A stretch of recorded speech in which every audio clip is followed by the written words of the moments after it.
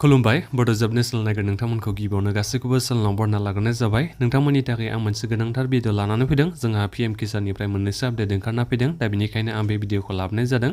गासिबो नोंथांमोना बे भिडिअखौ जोबजासिम नायलांबाय थाबानो जाबाय। आं नोंथांमोननिसिम भिडिअ लाबोया एसे गोबावनो जाबायमोन, सानबासो जाबायमोनदां आरो आं माने एसे लोमजानानै दङ। बिनि थाखायनो आं नोंथांमोननिसिम भिडिअखौ लाबोनो हानाय जायाखैमोन। दायो एसे मोजाङाव फैदों, अब्लाबो माने गाराङा बारा थिग जायाखै आरो। दा आं नोंथांमोननो गिबियावनो खोन्थाहरनो सानदों पीएम किसाननि मोननैसो आपडेटखौ।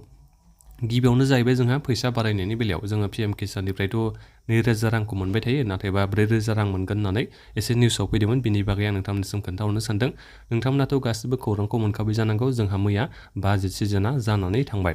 दा बे बाजेट सिजोनाव जोंहा पीएम किसाननि थाखाय बे पीएम किसान सम्मान निधि योजनानि थाखाय जोंहा माने बाजेट एलट खालामनाय जायो, माने फैसा एलट खालामनाय जायो। देग्लाय बोसोराव बेसेबां फैसा एलट खालामखो आरो थांनाय बोसोराव बेसेबां फैसा एलटमेन्ट खालामनायमोन आं बेखौ नोंथांमोननो दायो खोन्थाहरनो सानदों।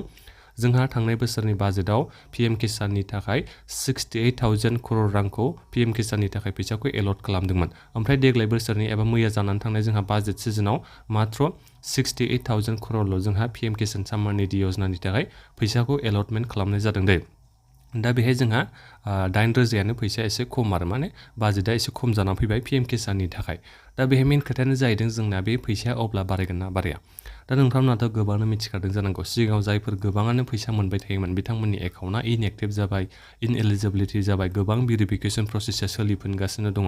दा बेनिखायनो दासिमबो कनफार्म जानानै फैयाखै आरो बाजेटआ खम जादों मालाय मा जानो, नोंथांमोननि फैसाया बारायनोबो हागौ खमायनोबो हागौ। खमथ' जाखाया बेखौ आं बुंहरबाय, खमायादै मालाबाबो, नोंथांमोननि फैसाया बारायनो हागौ नाथायबा खम जाया। दा बे फैसाखौ नोंथांमोना दायो 2000खौनो मोनथ'गोन। जेब्ला खौरां फैगोन ना, जेनेबा 4000 एबा 3000 जाहैगोनबा आं नोंथांमोनसिम मोनसे भिडिअ लाबोफिनगोन। दा नाथायबा निउसाव बेखौनो खोनादोंमोन आरो सिगाङाव देग्लायनि बाजेटाव पीएम किसान सम्मान निधि योजनानि थाखाय माखासे फैसाखौ एलटमेन्ट खालामनाय जागोन होननानै, गोबांसिन खालामनाय जागोन होननानै बिदि निउस ओंखारदोंमोन आरो। दा बेहाय दासिमहालागैथ' जेबो मोजां निउसखौ ओंखारना फैयासै। बाजेटाव जोंहा 9,000 करोड़नि फैसायासो एसे खम जानानै फैबाय पीएम किसान सम्मान निधि योजनानि थाखाय। दा बेखौ आं नोंथांमोननिसिम खोन्थाहरनाय जाबाय।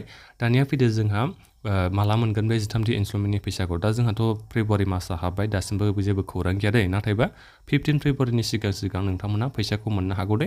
दा बिनि गेजेराव नोंथांमोना फैसाखौ मोननो हागोन। साननैसोनि उनाव नोंथांमोना निउसखौ मोननो हागोन। सप्तासे सिगांनो नोंथांमोना निउसखौ मोननो हाखायो, जेनेबा फैसाया उमुक थारिखआव हाबगोन बेबायदिखौ।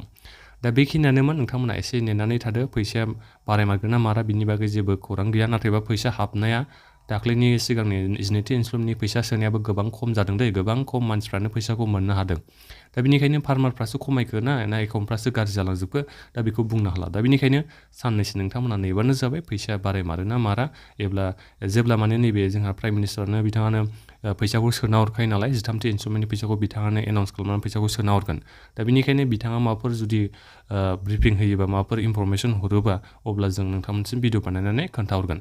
दा बेखिनियानोमोन, बे भिडिअखौ शेयार खालामबानो जाबाय। आपडेटखौ मोनबाय थानो थाखाय सिगाङाव आपडेट थाबोनो जाबाय। एसे लोमजानानै दङ, बेनिखायनो आं नोंथांमोननिसिम भिडिअखौ लाबोनो हानाय जायाखैमोन। दा बेखिनियानोमोन लोगोफोर, गोजोन्थों।